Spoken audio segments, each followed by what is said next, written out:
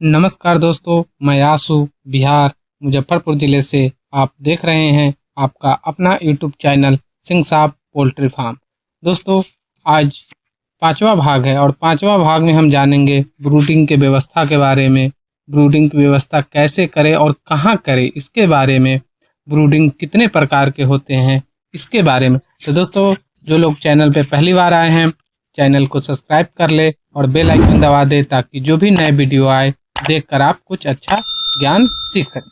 चलिए दोस्तों, वीडियो को शुरू करें। दोस्तों, सर्दी हो या गर्मी, चूजे के अच्छे विकास के लिए ब्रूडिंग की बहुत आवश्यकता होती है। ब्रॉयलर मुर्गी हो या देसी मुर्गी हो या बटेर हो, सभी का ब्रूडिंग अगर आप अच्छे तरीके से करते हैं तो आपको अच्छा रिजल्ट मिलता है। दोस्तों, ब्रूडिंग का पूरा असर चूजे के विकास, उसकी ग्रोथ और उसके वजन पर पड़ता है। इसलिए यह मान कर चलिए कि जितनी अच्छी तरह से अपने चूजे की ब्रूडिंग की, उतनी ही अच्छा आपको चूजे की ग्रोथ और उसके विकास का रिजल्ट मिलने वाला है। यदि आप ब्रूडिंग में गलती की या फिर ब्रूडिंग की सही व्यवस्था नहीं कर पाए या फिर अपने ब्रूडिंग सही तरीके से नहीं की तो आपके चूजे कुछ कमजोर हो जाएंगे और कुछ मर जाएंगे। फिर आपका इस व्यवस्था से विश्वास हट जाएगा कि पोल्ट्री फार्म हमेशा नुकसान का बिजनेस होता है। तो ऐसा ना करें, ब्रूडिंग आप अच्छी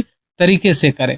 दोस्तों, ब्रूडिंग कहाँ करें इसके बारे में भी हो सकता है कि ब्रूडिंग कहाँ पर करें, कैसे करें।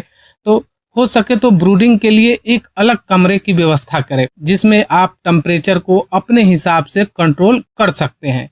यदि आप ब्रूडिंग शेड के अंदर कर रहे हैं तो अच्छी तरह से कवर कर ले जिससे कि बाहर की ठंडी हवा शेड के अंदर ना आ सके। दोस्तों, ब्रूडिंग कई प्रकार के होते हैं, तो हम जानते हैं कि आप अपनी सुविधा अनुसार ब्रूडिंग के प्रकार को कैसे चुनेंगे।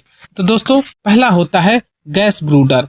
बिजली की व्यवस्था न होने की स्थिति में या फिर बिजली कम खर्च करने के लिए गैस ब्रूडिंग कर कारगर व्यवस्था आप बना सकते हैं। सबसे ज्यादा लोग इसी का इस्तेमाल करते हैं ताकि बिजली कम खाए। और गैस ब्रूडर आता है, मैं आपको तस्वीर लगा दूंगा, उसके माध्यम से आप देखिएगा। हर चीज का मैं एक तस्वीर लगाते चलूंगा जिससे आपको समझने में कोई दिक्कत नहीं होगी।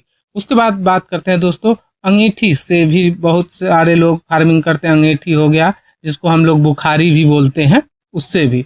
तो जो फार्मर बिजली या गैस का खर्च नहीं उठा सकते हैं या बिजली और गैस की व्यवस्था नहीं होती हो, वह फार्मर ज्यादातर अंगीठी, सिंगरी या क्या कहते हैं बुखारी का प्रयोग करते हैं। अंगीठी बुखारी को जलाने के लिए लकड़ी के बुरादे का प्रयोग किया जाता है।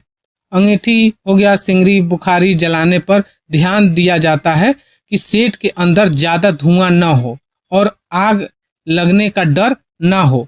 जहां तक हो सके खर फूस के शेड में इसका इस्तेमाल ना करें, या करें तो आप अपने हिसाब से देख के करें कि किस तरीके से करें ताकि हमारे खर फूस के फार्म में आग ना लगे। नहीं तो आग लगेगी तो हमारे सारा नुकसान हो जाएगा। तो इन सब बातों पर आपको ध्यान रखना होगा।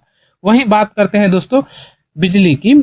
बिजली द्वारा ब्रूडिंग करने के लिए बाजार में कई तरह के उपकरण आपको मिल जाएंगे, जैसे इलेक्ट्रिक ब्रूडर बाजार में या फिर पोल्ट्री की या मेडिसिन बेचने वाले दुकान पर भी आपको आसानी से मिल जाता है, या पोल्ट्री के जो सामान बेचते हैं उनके यहाँ भी आपको आसानी से इलेक्ट्रिक ब्रूडर आपको मिल जाएगा। दोस्तों, ब्रूडिंग के लिए आप 100 वाट 200 वाट के बल्ब, रूम हीटर या हाइलोजन का भी प्रयोग कर सकते हैं। इसमें आप हर एक चीज का आप प्रयोग कर सकते हैं जिससे गर्मी ब्रूडिंग के सर्दी के दिनों में बनाया जा सके। और गर्मी में फार्म को ठंडा रखने का क्या व्यवस्था करें। तो दोस्तों, पोल्ट्री फार्म में सबसे ज्यादा मुर्गी और चूजे की मोटिलिटी गर्मी में ही होती है और वजन गर्मी में आपको ज्यादा मोटिलिटी देखेगी गर्मी के कारण।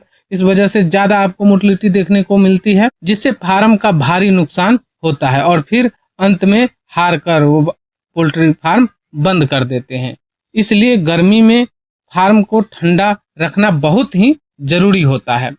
आप अपने शेड को कई तरीके से ठंडा रख सकते हैं। इसमें कुछ मैं आपको बता देता हूं, जैसे कूलर हो गया, पंखा हो गया, आप स्टैंड फैन का भी यूज कर सकते हैं। शेड के ऊपर आप स्प्रिंगर लगा सकते हैं, शेड के अंदर फॉगर लगवा सकते हैं। शेड के ऊपर आप स्प्रिंगर लगाएंगे, उससे अभी आपका काम चल जाएगा, फॉगर से भी चल जाएगा। तो अगर आपका शेड टीन का है, यानी पतरा वाला जो एक एल्वेस्टर आता है, लोहे जैसा रहता है, टीन बोलते हैं ना उसको, टीन का है, तो उस पर आप खर फूस या पुआल कुछ भी डाल सकते हैं ताकि आपका फार्म ठंडा रहे। जाली के जगह आप जूट, जो हम चारों बगल से जाली देते हैं, उससे हम जूट की बोरी जो होती है उससे को हम टांग देंगे और उस पर पानी का छिड़काव, पानी से उसको गीला कर देंगे ताकि हमारे अंदर फार्म में ठंडा ठंडा हवा आ सके। वहीं तापमान मीटर का आपको प्रयोग हमेशा करना होगा दोस्तों, सर्दी हो या गर्मी हो, ताकि आपको सही तापमान का पता चल सके। ठंड का मौसम हो या गर्मी का मौसम, प्रत्येक शेड में जहां भी चूजा या बड़ा बर्ड आप पाल रहे हो, तापमान मीटर यानी टेम्परेचर मीटर का प्रयोग अवश्य करें। इसकी बहुत ही ज़्यादा ज़रूरत होती है। दोस्तों अगले वीडियो में हम जानेंगे टेम्परेचर कितना रखना चाहिए इसके बारे में।